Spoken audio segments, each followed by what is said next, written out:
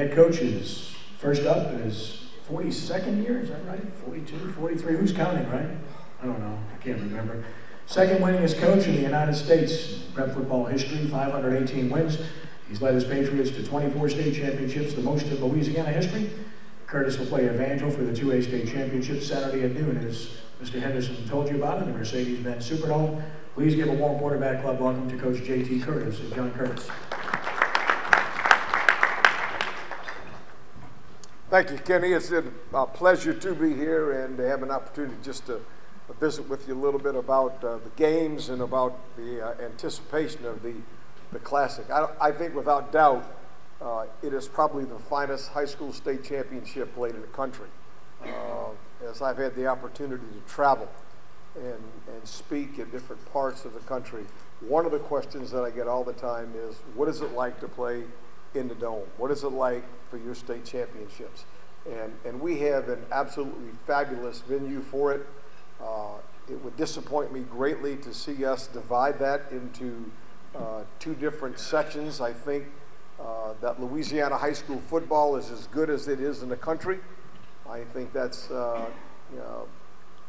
obvious when you look at the number of players that play professionally from our state and that go on for the universities and the outstanding careers that they have had. And I think that is due to the rules that are conducive to good play in our state, and I think it's due to the competitiveness in our state. So I'm hoping that cooler heads will prevail and that we'll be able to keep ourselves united together as one association and be able to continue to improve from year to year. This year's Classic, I think without question in my mind, is going to be truly classic. We have some offensive teams that can put points on the board. We have teams that have played great defense, and we have exciting players on all the teams from the very top to 1A all the way to 5A, and I think there are going to be some tremendous football games and a tremendous opportunity for entertainment, not only for the fan from the school, but I think the local fan will be more attracted to this venue than maybe in the past. So we're really excited at John Curtis about the opportunity to play.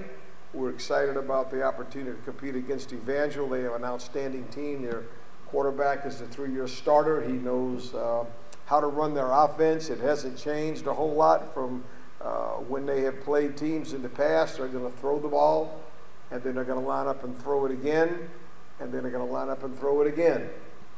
So we anticipate that being a game where the ball will be put in the air a lot, and it'll depend on our ability to be able to contain that and not give up big plays when we compete against a team like Evangel. Our team is, I think, playing well. We are disappointed in the loss of one of our linebackers.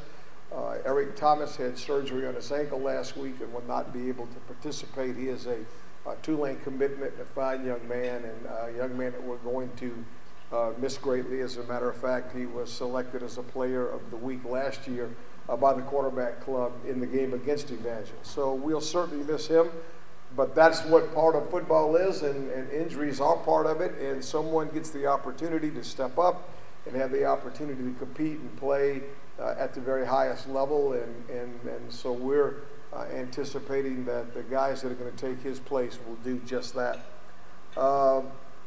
I'd be glad to answer any questions that I can. I know we have 2 other coaches that need to speak, so I don't want to take too much time, but I'd be happy to answer a question if there is one.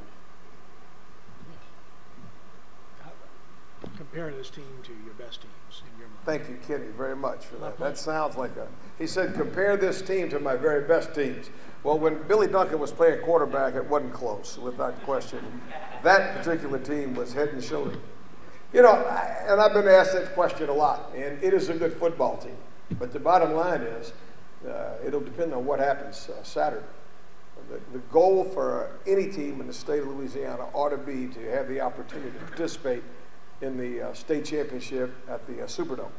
And this team has provided itself with that opportunity, and now how they respond to that and a victory there will determine, I think, how you rank this team because that's the ultimate goal. So I'm going to withhold judgment on that. Certainly it's a good football team, but certainly one that has got another game to play against a very worthy opponent. And we can discuss that maybe in a week or so. Coach, what day is your state championship celebration going to be? Thursday or Friday? Because I know that's a Curtis playoff tradition. It'll be Thursday. It'll be Thursday afternoon.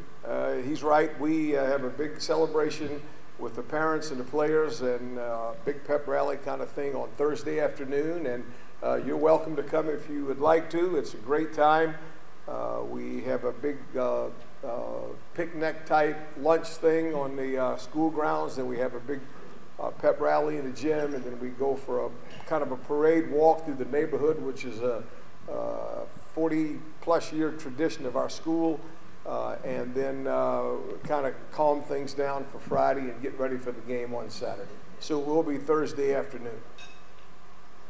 Anybody else? Any other questions? Malachi, do you see him as a football player or a basketball player? Asked about Malachi Dupree. Right now, he's a really good football player, and we're going to try to keep him that way if at all possible. He's but as you know, started both in basketball and in football, and it brings me to another subject that I'm sure all the other coaches in our community deal with, and that's specialization in sports. Malachi Dupree is an example of a young man that is going to benefit from playing multiple sports. He's a state champion in track and field. He was a state champion in basketball and competed and won the state championship last year as a sophomore. And so he's a multi-sport guy. And I think there's a lot to be said for allowing young men and young women to participate in a number of different sporting activities at the high school level. I told a young man who walked in my office at the beginning of the year and said, my parents said I could drive if I earned my insurance, and I'm going to quit and I'm going to get a job. And my statement to him was this, is that if you walk in my office 2 years from now and you laid $1 million on my desk and said, Coach, I want to play one more time.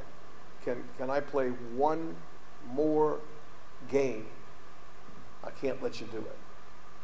These years are priceless. They can't be bought. And we need to recognize that as parents and as coaches, and I think allow young men and young women to participate and enjoy their high school career. Certainly it's difficult. Certainly there's a lot of work involved. But it's truly a once-in-a-lifetime opportunity for young men and young women. Thank you again. We're looking forward to the championship.